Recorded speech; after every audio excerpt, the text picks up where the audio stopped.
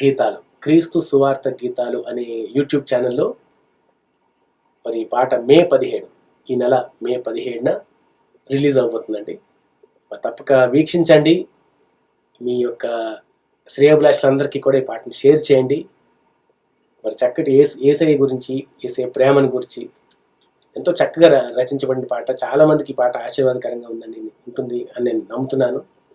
So ఈ పాట చాలామందికి రీచ్ అవ్వాలి, ఎంతోమంది ఈ పాట ద్వారా ఆశీర్వదింపబడాలని నేను మనస్ఫూర్తిగా ఆశిస్తున్నాను. మరి గమనించండి, క్రీస్తు సువార్త గీతాలు అనే యొక్క యూట్యూబ్ ఛానల్ని మీరందరూ సబ్స్క్రైబ్ చేయాల్సిందిగా కోరుతున్నాను.